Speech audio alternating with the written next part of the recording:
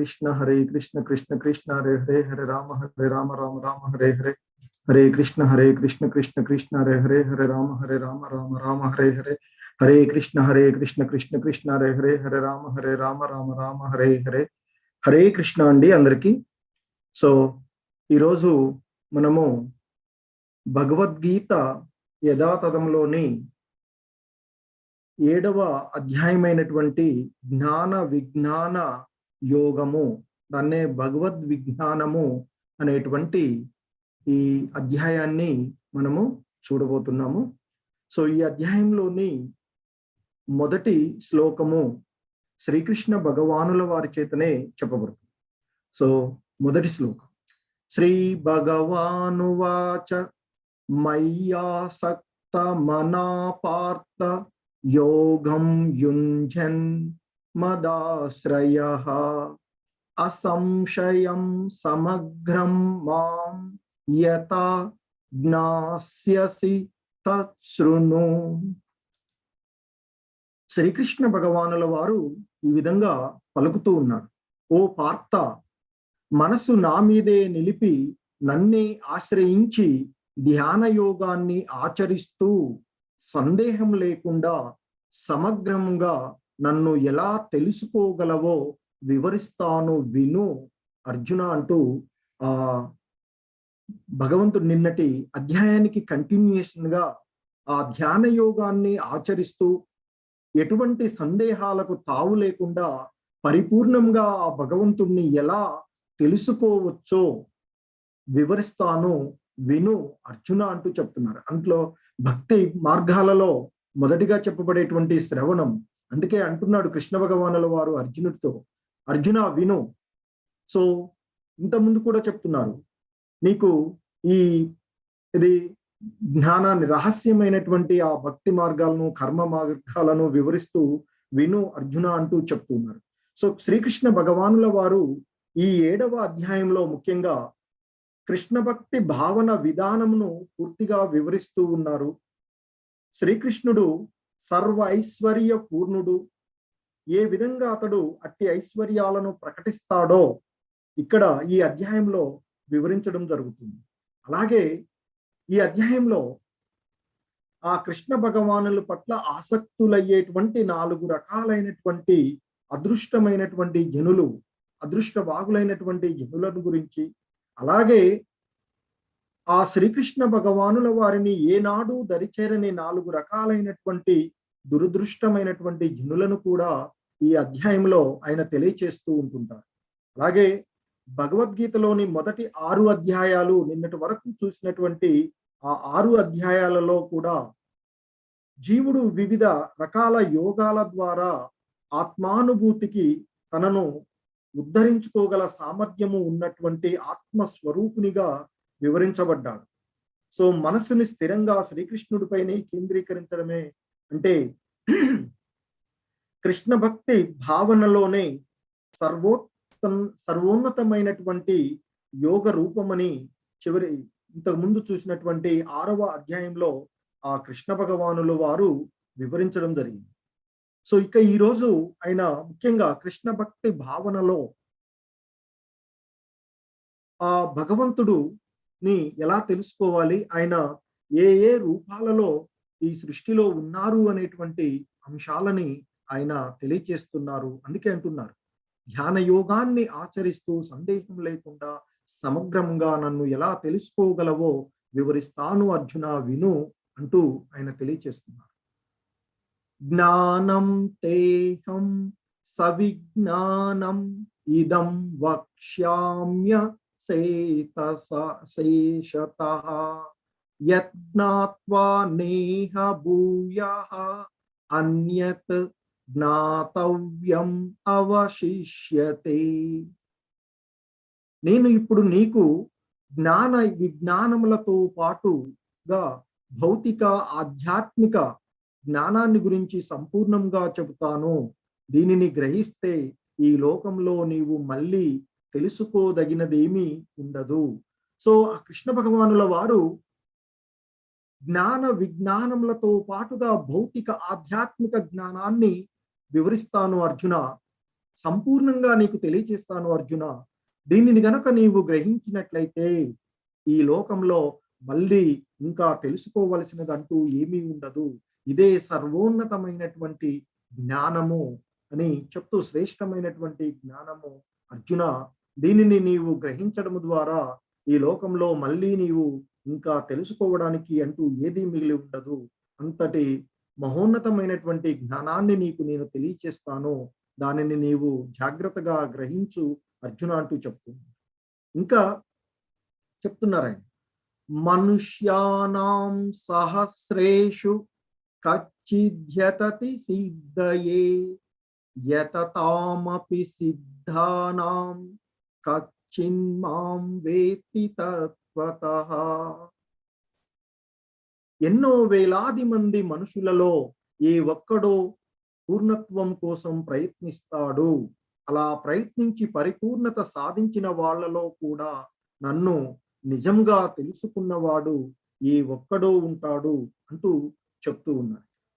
So ఇక్కడ మనుషులలో నానా రకాల తరగతుల వారు ఉన్నారు.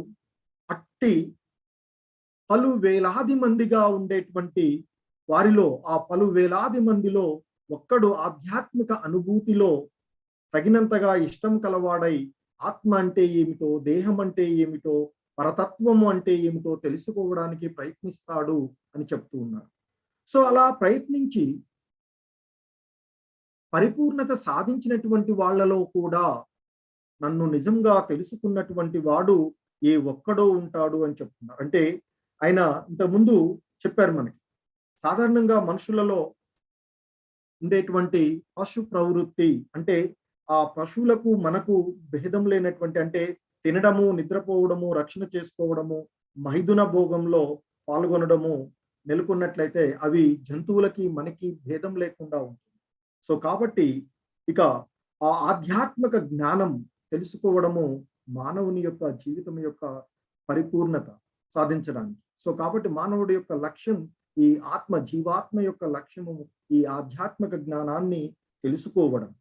సో దానికే ఇక్కడ అందులోనూ ఆ అలా ప్రయత్నించి పరిపూర్ణత సాధించినటువంటి వాడిలో కూడా చాలా తక్కువ మంది, అంటే నిజంగా తెలుసుకున్నవాడు ఏ ఒక్కడో ఉంటాడు అని చెప్తూ ఉన్నారు. అంటే ఆ కృష్ణ భగవానుల వారే దేవాది దేవుడు అని, సర్వకారణ కారకుడు అని, ఆదిదేవుడైనటువంటి గోవిందుడు అని.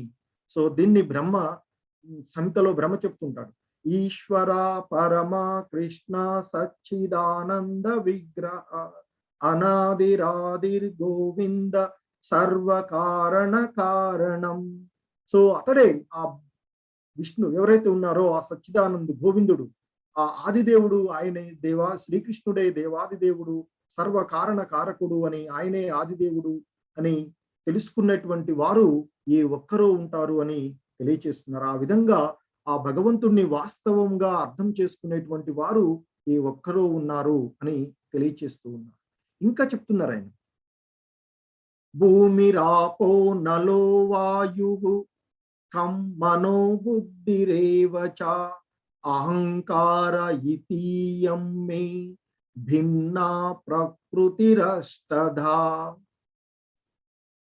భూమి, నీరు, అగ్ని, గాలి, ఆకాశము, మనసు, బుద్ధి మరియు అహంకారము అను 8 విధాలుగా నా మాయాశక్తి విభజింపబడి ఉన్నది అని చెప్తున్నారు. సో ఇక్కడ మనకి ఆ భూమి, నీరు, అగ్ని, గాలి, ఆకాశం, ఇవి పంచభూతాలు అని, పంచమహాభూతాలు అని చెప్తాం. సో ఇవి అలాగే సూక్ష్మ అంశాలైనటువంటి మనసు, బుద్ధి, అహంకారము అనేటువంటి 8 విధాలుగా ఆ భగవంతుడి యొక్క మాయాశక్తి విభజింపబడి ఉన్నది అని తెలియచేస్తున్నారు.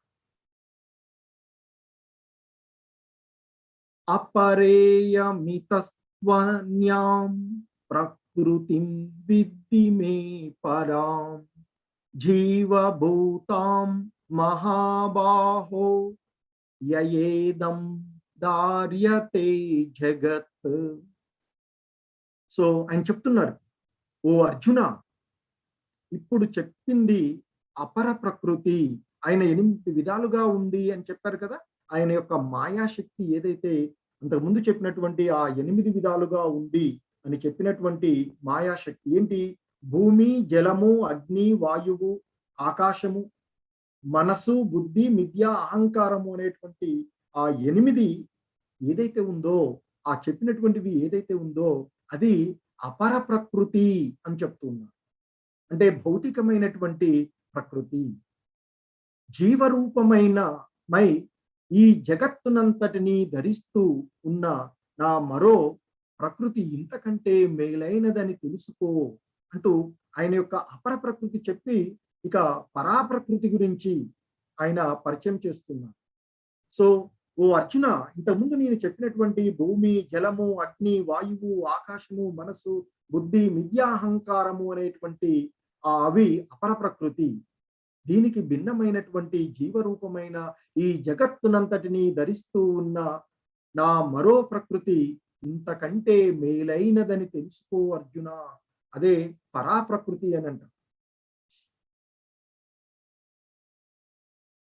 సో ఇక ఆయన ఆ యొక్క సర్వకారణత్వాన్ని కూడా తెలియచేస్తూ ఉన్నారు. ఏ తథ్యో నీని భూతాని సర్వానిత్యుపదారయ అహం కృత్స్ననస్య జగతః ప్రభవ ప్రళయస్తతా. నా ఈ 2 ప్రకృతుల నుంచే, అంతకుముందు చెప్పారు కదా, అపర ప్రకృతి, పరాప్రకృతి అనేటువంటి నా ఈ 2 ప్రకృతుల నుంచే సమస్త భూతాలు పుడుతున్నాయని గ్రహించు అర్జున అంటున్నాను. అందువల్ల సర్వ జగత్తు ఆవిర్భవించడానికి, అంతం కావడానికి నేనే కారణము అని తెలుసుకొనుము అర్జున అంటూ చెప్తుంది. సో ఆ భగవంతుని యొక్క ఆ 2 ప్రకృతులు ఏదైతే ఉన్నాయో, అపర ప్రకృతి, పరాప్రకృతి అనేటువంటి ఆ 2 ఏదైతే ఉన్నాయో వాటి నుండే సమస్త జీవులు పుడుతున్నాయి అని చెప్తున్నాం. సమస్త జీవుల యొక్క ఉత్పత్తికి అవి 2 కారణం అని చెప్తున్నాం. అందువలన ఓ అర్జున, సర్వ జగత్తు ఆవిర్భవించడానికి, ఈ సృష్టి అంతా ప్రారంభం కావడానికి, తర్వాత లయం చెందడానికి, అంటే అంతం కావడానికి నేనే కారణము. అంటే ఈ సృష్టి అంతా కూడా ఉనికిలోకి రావడానికి, మరలా లయం కావడం, అంతం కావడానికి నేనే కారణమని తెలుసుకో అర్జున అని తెలియజేస్తున్నారు. ఆ దివ్యమైనటువంటి జ్ఞానాన్ని ఆయన ఏ విధంగా ఇంకా ఆయన చెప్తూ ఉన్నారు. మత్త పరతరం నాన్యత్ కించిదస్తి ధనంజయ మయి సర్వమిదం ప్రోతం సూత్రే మణిఘనా ఇవ. ఓ ధనంజయ, అంటే ఓ సిరి సంపదలను జయించిన వాడా అర్జున, నాకంటే శ్రేష్టమైన సత్యము ఇంకొకటి లేదు. ముత్యాలను హారంగా దారము కలిపి నిలిపి ఉన్నట్లు ఈ సమస్త జగత్తు నాపైనే ఆధారపడి ఉన్నది అంటూ ఆ భగవంతుని యొక్క సర్వంతర్యామిత్వాన్ని, ఈ సర్వాన్ని, ఈ సృష్టినంతని కూడా ఆయన ఏ విధంగా అయితే చేస్తూ ఉన్నారు, అంటే ఈ సృష్టి మొత్తం కూడా ఆయన పైనే ఆధారపడి ఉన్నది అనేటువంటి విషయాన్ని ఈ శ్లోకంలో తెలియచేస్తూ ఆయన అంటున్నారు. నాకంటే శ్రేష్టమైన సత్యము మరొకటి లేదు అని తెలుసుకో అర్జున అంటున్నారు. అంటే ఆ భగవంతుని యొక్క సాకారతత్వము, అంటే పరతత్వము, సాకార నిరాకార అనే విషయం మీద మనకి సాధారణంగా వివాదము ఉంటుంది. కానీ ఇక్కడ ఆయన చెప్తూ ఉన్నారు, భగవద్గీతకు సంబంధించినంత వరకు కూడా పరతత్వము దేవదేవుడైనటువంటి ఆ శ్రీకృష్ణుడే. సో ఇది ఈ భగవద్గీతలో అడుగడుగున ధృవీకరించబడుతూ ఉంటుంది. సో కాబట్టి ఈ శ్లోకంలో ముఖ్యంగా ఆ భగవంతుని యొక్క పరతత్వము, అంటే పరమ పురుషుడు, ఆయనే పరమ పురుషుడు, ఆ అనంతుడు, దేవాది దేవుడు అని ఈ శ్లోకం ద్వారా నొక్కి ఆయన ఇంకా అంటున్నాడు, ముత్యాలను హారంగా దారము కలిపినట్లు ఈ సమస్త జగత్తు నాపైనే ఆధారపడి ఉన్నది. సో ముత్యాలన్నీ కూడా ఒక సుందరమైనటువంటి హారంలాగా ఉండాలి, అవి ఒక క్రమంలో ఉండాలి అంటే దారము ఆధారంగా ఉంటుంది. అలాగే ఈ సృష్టిలో అనేకానేకమైనటువంటి బ్రహ్మాండాలన్నీ కూడా ఒక కక్షలలో, ఈ బ్రహ్మాండాలన్నీ కూడా ఒక నిర్దిష్టమైనటువంటి కక్షలలో ఉంటూ ఉన్నాయంటే అది ఆ భగవంతుని యొక్క అనుగ్రహం ద్వారానే, ఆయన ద్వారానే ఇదంతా కూడా, ఆయన పైన ఆధారపడే ఇవన్నీ కూడా ఒక నిర్దిష్టమైనటువంటి క్రమంలో ఉన్నాయి అని తెలియచేస్తూ ఉన్నారు కృష్ణ భగవాన్. ఇంకా చెప్తూ ఆయన అంటూ ఉన్నారు, ఇంకా ఆయన ఈ సృష్టిలో ఏ ఏ విధాలుగా ఆయన ఉన్నారో చెప్తూ ఉన్నారు. రసోహమప్సు కౌంతేయ ప్రభాస్మి శశి సూర్యయోః ప్రణవ సర్వ వేదేషు శబ్దకే పౌరుషం ఋషు. ఓ కుంతీపుత్రుడా, నేను నీటిలో రుచిని, సూర్య చంద్రులలో కాంతిని అయి ఉన్నాను, వేదాలలోని ఓంకారమును, ఆకాశములో శబ్దమును, నరులలో వారి సామర్థ్యంగా నేనే ఉన్నాను అంటూ ఆ భగవంతుడు ఈ సృష్టిలో ఏ ఏ రూపాలలో ఉన్నాడు అనేటువంటి అంశాన్ని ఆయన తెలియచేస్తున్నారు. అంటే నానా రకాలైనటువంటి భౌతిక ఆధ్యాత్మిక శక్తుల ద్వారా భగవంతుడు ఏ విధంగా సర్వవ్యాప్తి అయి ఉన్నాడో ఈ శ్లోకం ద్వారా తెలియచేస్తూ ఉన్నాడు. భగవంతుడు మొట్టమొదట అతడు తన వివిధ శక్తుల ద్వారా తెలియబడతాడు అని. అలాగే ఇక్కడ మనం నిరాకార, సాకార, నిరాకారాలు ఉన్నాం. మనకి ఆయన చెప్తున్నారు, ఓ అర్జున, నీటిలోని రుచిని నేను అంటున్నాను. నీరు అనేటువంటిది సాకారం, దానిలో ఉంటే రుచిని మనం చూడలేము, నిరాకారంగా. సో కాబట్టి దాన్ని మనం తీసుకుంటేనే ఆ రుచి తెలుస్తూ ఉంటుంది. సో కనుక అలాగే సూర్య చంద్రులలో ఉండేటువంటి కాంతిని నేను అని చెప్తున్నారు, వేదాలలోని ఓంకారమును నేను, ఆకాశంలోని శబ్దము మరియు నరులలో ఉండేటువంటి ఆ సామర్థ్యము, చైతన్యము ఏదైతే ఉందో అది నేను అర్జున అంటూ తెలియచేస్తూ ఉన్నారు ఆ భగవంతుని యొక్క తత్వాన్ని. ఇంకా ఆయన చెప్తూ ఉన్నారు ఈ 8 నుండి 11 శ్లోకాలలో ఆయన ఏ ఏ రూపాలలో ఈ సృష్టిలో ఉన్నారు, దేనిలో ఏ విధంగా ఆయన ఉన్నారు అనేటువంటి దాన్ని తెలియజేస్తున్నారు. ఇంతకుముందు చెప్పినట్లుగా జలంలో ఉండేటువంటి రుచి, నీటిలో ఉండేటువంటి రుచి, దాహం వేస్తే మనం నీరు తీసుకుంటేనే మన దాహం తీరుతూ ఉంటుంది ఆ రుచి. సో వేరే ఏది కూడా దాహాన్ని తీర్చదు. సో కనుక ఆ విధంగా ఆయన ఆ జలము, అలాగే మనకి ఈ సృష్టి అంతా కూడా ఉనికిలోకి రావడానికి కనిపిస్తూ ఉంది అంటే అది సూర్యచంద్రుల యొక్క కాంతి, వెలుగు వల్ల వస్తూ ఉంటుంది. అలాగే వైదిక మంత్రాలలో మహోన్నతమైనటువంటి ఓంకారం, ప్రణయనాదం ఆయన అని చెప్తూ ఉన్నారు. ఆకాశమునందు ఉండేటువంటి శబ్దము ఆయన అని చెప్తున్నారు. మానవులలో ఉండేటువంటి సామర్థ్యం ఏదైతే ఉందో అది ఆయన అని చెప్తున్నారు. భూమిలో ఉండేటువంటి గంధం, సువాసన ఏదైతే ఉందో అది ఆయన అని చెప్తున్నారు. అలాగే అగ్నిలో ఉండేటువంటి వేడిమి ఆయన అని చెప్తున్నారు. అలాగే జీవం ఉన్నటువంటి ప్రతి జీవిలోని జీవనం ఏదైతే ఉందో అది ఆయన అని చెప్తున్నారు. తపస్సులలో తపస్సు ఆయన అని చెప్తున్నారు. సమస్త అస్తిత్వములలో అంటే జీవులన్నీ కూడా ఉనికిలోకి రావడానికి, అవి ఉద్భవించడానికి కారణమైనటువంటి ఆది బీజము, మొదటి విత్తనము ఆయన అని చెప్తూ ఉన్నారు. బుద్ధిశాలులలోని బుద్ధి ఆయన అని చెప్తున్నారు. శక్తిమంతులలో ఉండేటువంటి ఆ పరాక్రమ శక్తి, ఆ పరాక్రమము ఆయన అని చెప్తున్నారు. అలాగే బలవంతులలో ఉండేటువంటి బలం, ఈ బలంలో ఇక్కడ రజము అనే మరియు కోరిక లేనటువంటి బలము ఏదైతే ఉందో అది ఆయన అని చెప్తున్నారు. ఇక ధర్మ సూత్రాలకు విరుద్ధంగా లేనటువంటి మైథునము ఆయన అని చెప్తుంది. అంటే జీవోత్పత్తికి అవసరమైనటువంటి ప్రక్రియ, ధర్మ ప్రకారంగా జరిగేటువంటి ఆ జీవోత్పక ప్రక్రియ ఏదైతే ఉందో అది కూడా ఆయనే అని తెలియచేస్తూ ఉన్నారు. ఇంకా చెప్తూ ఉన్నారు, ఏ చైవ సాత్వికా భావ రాజసాస్తమశ్చయే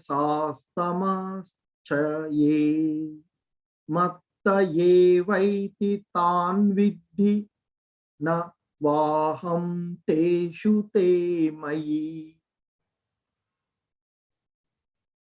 జీవుల యొక్క సత్వగుణము, రజోగుణము, తమోగుణమునకు చెందిన భావాలన్నీ నా శక్తి వల్లే కలిగాయని తెలుసుకో అని చెప్తున్నారు. వాటిలో నేను లేను, కానీ నాలో అవి ఉన్నాయి అని చెప్తున్నారు.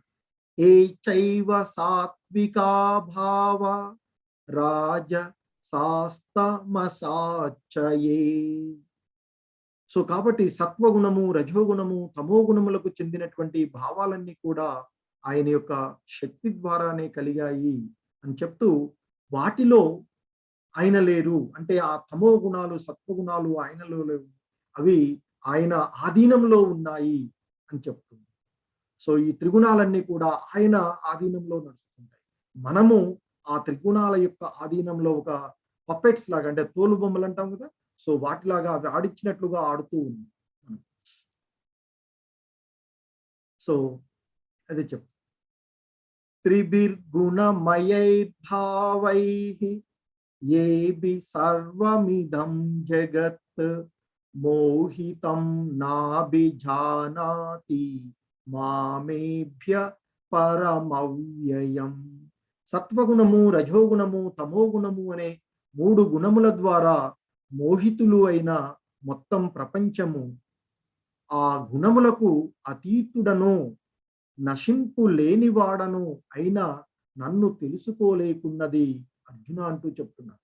సో ఏదైతే ఈ ప్రకృతి త్రిగుణాలు ఉన్నాయో, సత్వగుణము, రజోగుణము, తమోగుణము అనేటువంటి ఆ 3 గుణాల ద్వారా మోహితులైనటువంటి, ఆ 3 గుణాల ద్వారా భ్రమకు గురి అయినటువంటి ఈ సృష్టిలో ఉండేటువంటి మొత్తం కూడా అందరూ కూడా ఆ గుణాలకు అతీతంగా ఉండేటువంటి, ఆ గుణాలు ఏవైతే గుణాలు ఉన్నాయో అవి ఆయన ఆధీనంలో ఉండేటువంటి, ఆ గుణాలకు ప్రభావితులు కానటువంటి ఆ దేవదేవుడైనటువంటి, ఆ నశింపు లేని శాశ్వతంగా ఉండేటువంటి, ఎప్పుడూ కూడా ఉండేటువంటి, అన్ని కాలాలలోనూ ఉండేటువంటి ఆ భగవంతుని గురించి తెలుసుకోలేకుండా పోతుంది అని చెప్తున్నారు. అంటే సమస్త జగత్తు ప్రకృతి త్రిగుణాల చేత మోహితమవుతూ ఉంది అని చెప్తూ, ఈ త్రిగుణాలకు మోహితులైనటువంటి వారు ఆ దేవదేవుడైనటువంటి కృష్ణుణ్ణి ఈ ప్రకృతికి అతీతుడు అని అర్థం చేసుకోలేకపోతుంది అని తెలియచేస్తూ ఉన్నారు. ఇంకా చెప్తున్నారు, దైవీ హేషా గుణమయీ మమ మాయా దురత్యయా మామేవ ఏ ప్రపద్యంతే మాయామేతాం తరంతి తే అని చెప్తున్నారు. ప్రకృతి త్రిగుణ స్వరూపమైన నా దైవ మాయను దాటడము సామాన్య జనులకు సాధ్యపడదు. అయితే నన్నే ఆశ్రయించిన వాళ్ళు దానిని సులభంగా దాటగలుగుతారు. సో ఏదైతే ఈ ప్రకృతి త్రిగుణాలతో మనం సంగత్వంలోనికి వచ్చినప్పుడు ఆ జీవాత్మ యొక్క వాస్తవిక తత్వాన్ని మరిచిపోయి ఈ ప్రకృతి త్రిగుణాల చేత ప్రభావితులయ్యి ఆ ప్రకృతి త్రిగుణాల చేత బంధితమై వాటికి అనుగుణంగా మనము పనులు చేస్తూ పోతూ ఉన్నట్లయితే అటువంటి సామాన్యులమైనటువంటి వారు ఆ ఈ దైవ మాయను దాటడం అనేది సాధ్యం కాదు అంటుంది. కానీ ఆ భగవంతుణ్ణి ఆశ్రయించినటువంటి వారు, భక్తి భావనలో ఉండేటువంటి వారు ఎవరైతే ఉన్నారో ఆ వారు ఈ దైవీ మాయను సులభంగా, అంటే ఈ భవబంధనాల సాగరం ఏదైతే ఉందో, ఈ సంసార సాగరము ఏదైతే ఉందో, ఈ జనన మరణ చక్రాలు ఏదైతే ఉన్నాయో వాటి నుండి ఆ భగవంతుని యొక్క సేవ, అంటే ఆ భగవంతుణ్ణి ఆశ్రయించిన వాళ్ళు సులువుగా దాటగలుగుతారు. సాధారణంగా మనము ఒక సముద్రంలో మునిగిపోయేటువంటి వాడిని చూసినట్లయితే తనను తాను స్వతహాగా అతడు రక్షించుకోలేదు. కానీ ఎవరో బయట నుండి వచ్చినప్పుడు మాత్రమే, ఎవరైనా వచ్చి కాపాడితే మరి ఆ కాపాడాలి ఎవరిని వచ్చి అంటే పిలవాలి దాన్ని. సో కాబట్టి ఆ భగవంతుణ్ణి ఆశ్రయించినటువంటి వారు ఈ భవబంధనాల నుండి, అంటే ఆ దైవీ మాయ ఏదైతే ఉందో ఆ మాయ నుండి బయటపడవచ్చు అని తెలియజేస్తున్నారు. కానీ ఆయన్ను ఆశ్రయించినటువంటి మానవులు ఎవరైతే ఉన్నారో వారు ఆ మాయను అధిగమించలేరు అని చెప్తూ ఇక్కడ చెప్తున్నారు. నమాం దుష్కృతినో మూఢాః ప్రపద్యంతే నరాధమాః మాయయాపహృతజ్ఞాన ఆసురం భావమాశ్రితాః.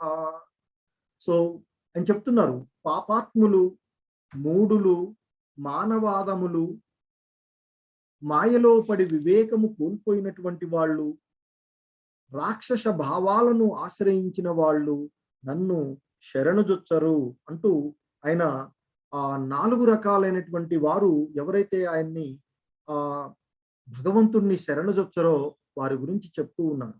అంటే ఆ దేవదేవుడైనటువంటి శ్రీకృష్ణుని పాదపద్మాలకు కేవలము శరణజొచ్చడం ద్వారా మనిషి కఠినమైనటువంటి ప్రకృతి నియమాలను దాటగలుగుతాడు అని ఈ భగవద్గీత చెప్పబడుతుంది. సో అయితే ఇక్కడ వారు ఎవరైతే ఆ పాపాత్ములు, మూఢులు, మానవాదములు, మాయలో పడి వివేకం కోల్పోయినటువంటి ఆ రాక్షస స్వభావాలను ఆశ్రయించినటువంటి వాళ్ళు ఆ భగవంతుణ్ణి శరణజోడలేరు అని చెప్తున్నారు. 4 రకాలైనటువంటి మానవులు ఎవరైతే ఉన్నారో వారు ఆ భగవంతుణ్ణి శరణుజొచ్చరు అని తెలియచేస్తున్నారు. ఎవరు అంటే మూఢా, అంటే అతి మూర్ఖులు. వారికి ఏమీ తెలియదు. ఏది పెడితే ఆ గాడిద చాకరీ చేయడం తప్ప ఏది ఆలోచించలేనటువంటి స్థితిలో ఉండేటువంటి మూర్ఖులు ఎవరైతే, మూఢులు ఎవరైతే ఉన్నారో వారు ఆ భగవంతుణ్ణి ఆశ్రయించరు అని చెప్తున్నారు. అలాగే మానవులలో అధములుగా చెప్పబడేటువంటి నరాధమాహ అని చెప్తారు. మానవులలో అధములుగా ఉండేటువంటి వారెవరైతే ఉన్నారో వారు కూడా ఆ భగవంతునికి శరణుజొచ్చరు అని చెప్తున్నారు. అలాగే మాయా ప్రభావం వలన వారిలో ఉండేటువంటి ఆ జ్ఞానము భ్రమకు గురి అయ్యి మోహానికి గురి అయినటువంటి వారు కూడా, అంటే సమాజంలో తప్పుదారి పట్టినటువంటి మేధావులుగా చెప్పబడేటువంటి వారు కూడా ఆ భగవంతునికి శరణుజొచ్చరు అంటారు. ఇక 4వ రకమైనటువంటి వారు రాక్షస గుణాలను కలిగినటువంటి వారు కూడా ఆ భగవంతుణ్ణి శరణుజొచ్చరు అని తెలియచేస్తూ ఉన్నారు. ఇంకా చెప్తున్నారు మరొక 4 రకాలైనటువంటి వారు ఆ భగవంతుడికి శరణుజొచ్చుతారు, ఆయన్ని భక్తితో పూజిస్తారు అని తెలియచేస్తున్నారు. చతుర్విధా భజంతే మాం జనా సుకృతినోర్జున ఆర్తో జిజ్ఞాసురర్థార్థి జ్ఞానీ చ భరతర్షభ. ఓ భరతవంశ శ్రేష్ఠుడా, ఆపదలో ఉన్నవాడు అంటే ఆర్తి అనంట, ఆత్మతత్వము తెలుసుకోగోరేవాడు అంటే జిజ్ఞాసువులు, అలాగే మరొక రకాలు సిరి సంపదలు కోరేటువంటి వారు అంటే అర్థార్థి అనంట, మరియు ఆత్మ జ్ఞానమును కలిగి ఉన్నటువంటి వాడు అనే 4 రకాలైనటువంటి పుణ్యపురుషులు, పుణ్యాత్ములు నాకు భక్తి సేవ చేయడం ప్రారంభిస్తారు అర్జున అంటూ ఆయన ఆ 4 రకాలైనటువంటి ఈ సృష్టిలో 84 లక్షల జీవజాతులలో మానవులుగా ఉండేటువంటి వీరిలో 4 రకాలైనటువంటి మానవులు. సో ఇంతకుముందు చెప్పినటువంటి మూడులుగా ఉండేటువంటి వారు, నరాధములుగా ఉండేటువంటి వారు, మాయలో పడిపోయినటువంటి వారు, రాక్షసీ భావాలను కలిగినటువంటి వారు ఆయనకి శరణజొచ్చరు అని చెప్తున్నారు. కానీ మరొక రకం 4 రకాలైనటువంటి మానవులు ఆయనకి శరణజొచ్చుతారు అని చెప్తారు. ఆర్తి, ఆపదలలో ఉన్నటువంటి వారు. సో ఇక్కడ ఆర్తికి ఎగ్జాంపుల్ గా గజేంద్ర మోక్షము, ద్రౌపదిది చెప్తాము. అర్థార్థి ఇక్కడ ధ్రువుడు, అలాగే సంపదలను కోరుకునేటువంటి వీరుగా చెప్పబడేటువంటి. హరే కృష్ణ మాతాజీ. హరే కృష్ణ. హరే కృష్ణ ప్రభుజీ. ఈ చెప్తారా మాతాజీ వీళ్ళ స్టోరీ కొంచెం చిన్నగా బ్రీఫ్ గా, ఆపదలో ఉండేటువంటి వీరు. ప్రభుజీ కష్టం ప్రభుజీ. ఓకే మాతాజీ. హరే కృష్ణ. హరే కృష్ణ అండి. సో ఇక్కడ ఆపదలో ఉండి ఆ భగవంతుణ్ణి తలుసుకునేటువంటి వారిలో గజేంద్ర మోక్షము అందరూ కూడా భాగవతంలో చాలా వరకు తెలిసినటువంటిది. ఆ గజేంద్రుడు అనేటువంటి ఏనుగు ఆ రాజ్యంలో అంటే ఆ అడవుల్లో చాలా ఉన్నతంగా తిరుగుతూ తన యొక్క భార్యలు అందరితో, ఈ మిగతా ఏనుగులు పరివారంతో అంతా వచ్చి ఆ సరస్సు దగ్గర నీళ్లు తాగుతూ ఉంటాడు.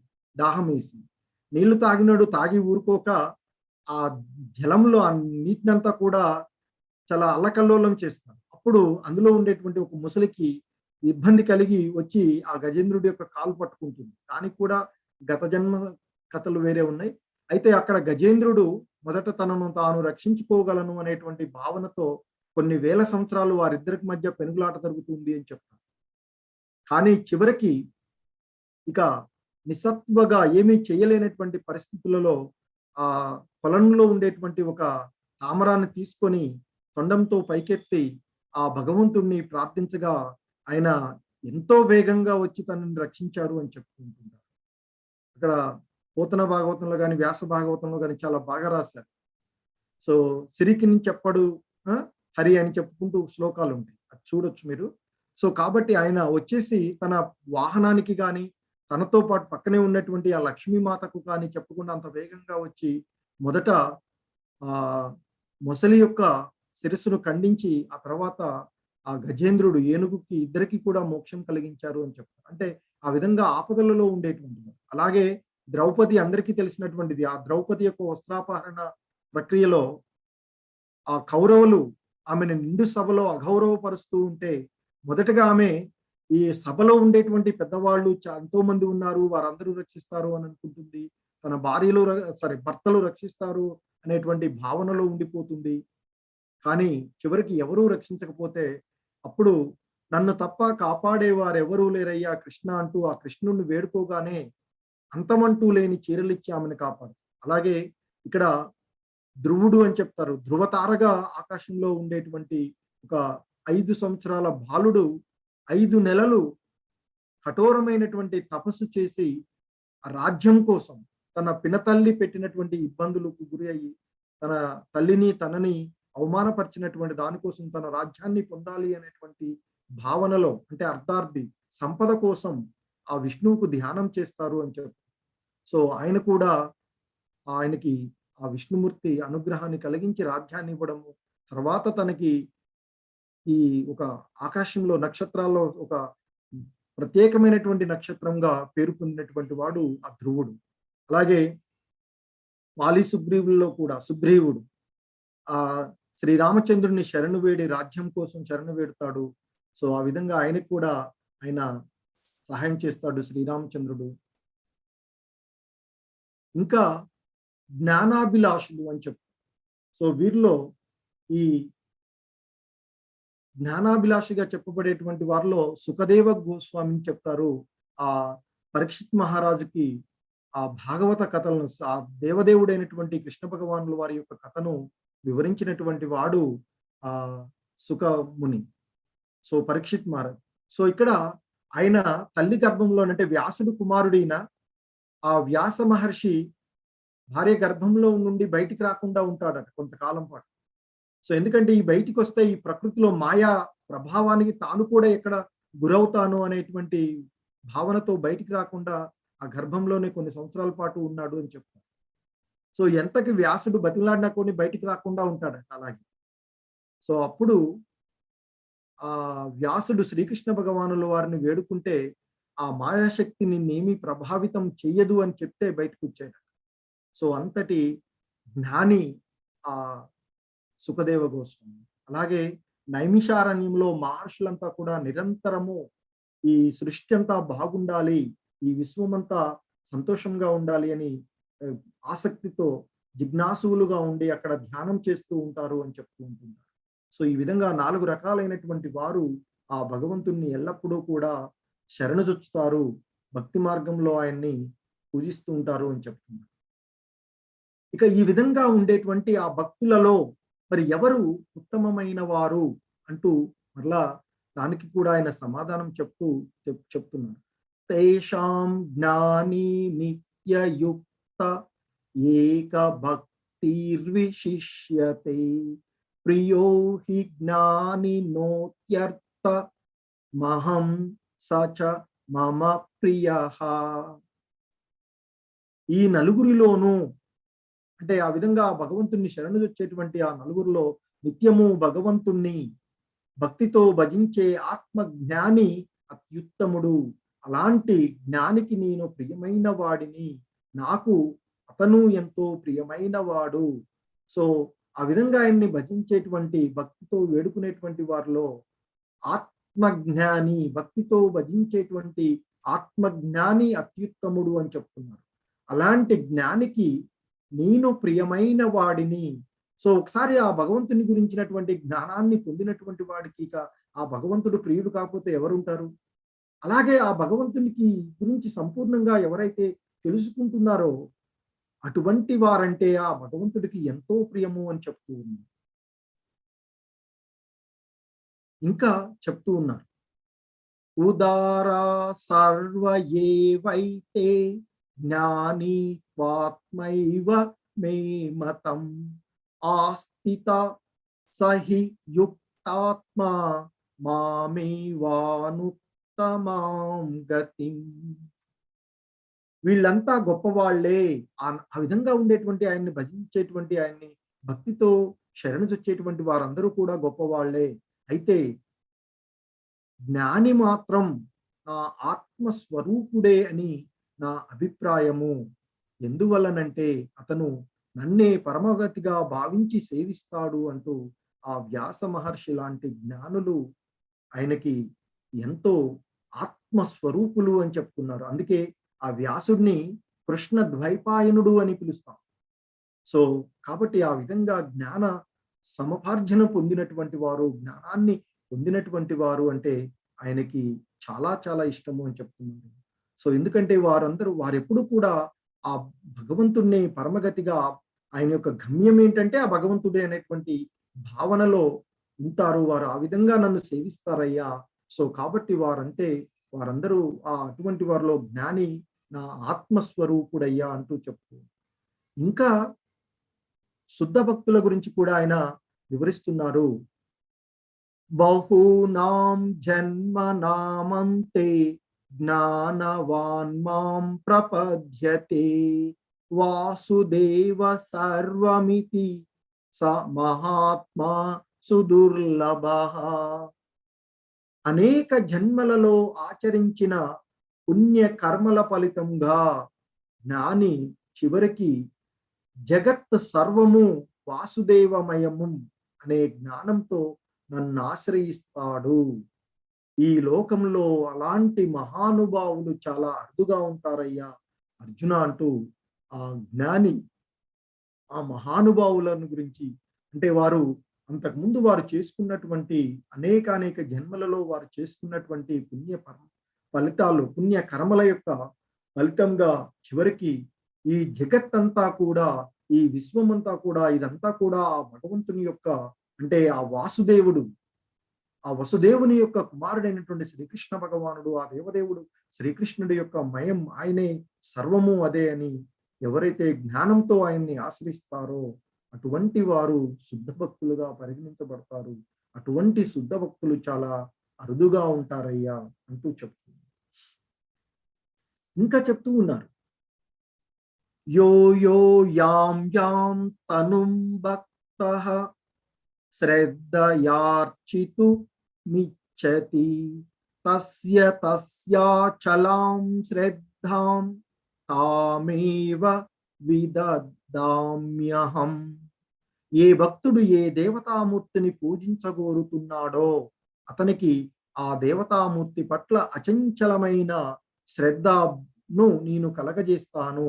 అంటే మనం ఏ విధంగా మన ఆలోచనల పరంగా మనకి ఏ దేవత పైన మనకి అభిప్రాయం కలుగుతుందో, ఏ దేవతను మనం ఆరాధించాలి అని అనుకుంటున్నామో ఆ దేవతాపూర్తిని కోరే విధంగా, వారిని పూజించే విధంగా అటువంటి శ్రద్ధ కూడా ఆయనే కలగచేస్తాను అని తెలియజేస్తున్నాను.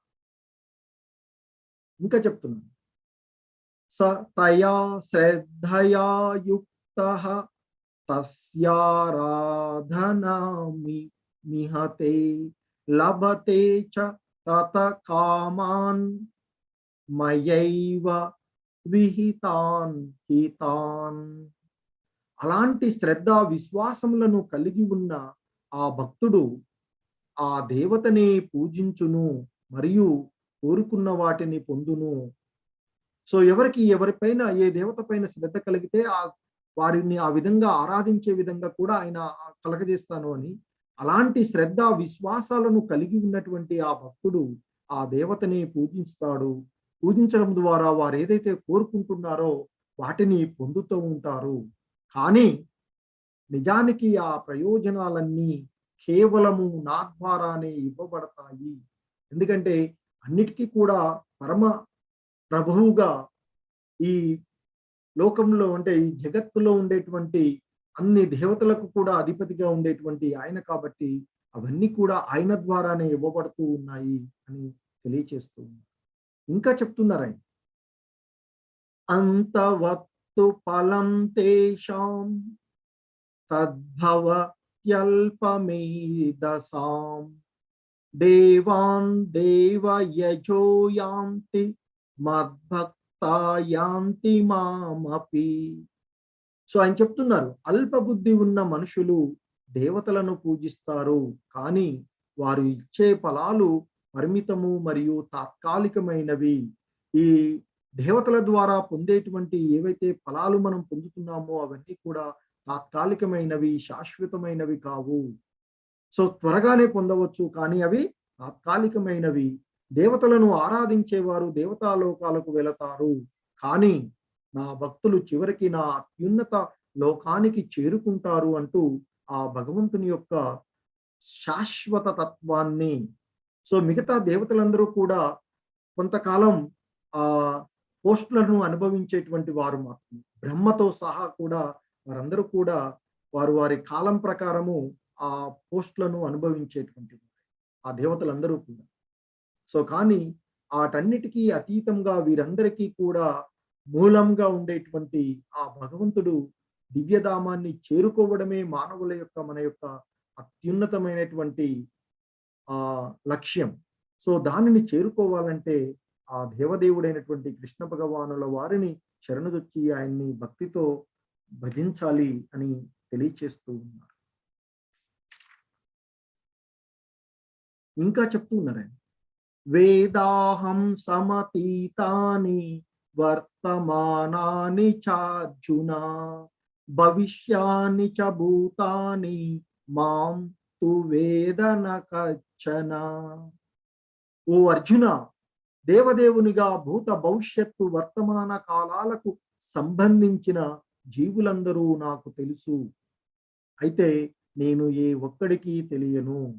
సో ఇక్కడ ఆ సృష్టి ప్రారంభము నుండి, సృష్టి ప్రారంభానికంటే ముందు నుండే ఉండేటువంటి వాడు కనుక ఆ దేవదేవుడైనటువంటి కృష్ణ భగవానుల వారికి భూత భవిష్యత్ వర్తమాన కాలం అంటే గడిచిపోయినటువంటి కాలంలో ఎవరెవరు ఉన్నారు, భవిష్యత్తులో ఎవరెవరు ఉంటారు, ఎవరెవరు ఎప్పుడు వస్తున్నారు, అలాగే వర్తమాన కాలంలో ఈ సమయంలో ఎవరెవరు ఉన్నారు అనేటువంటి ఆ జీవులకు సంబంధించినటువంటి అన్ని విధాలైనటువంటి విషయాలు ఆ భగవంతుడికే తెలుసు అంటున్నారు.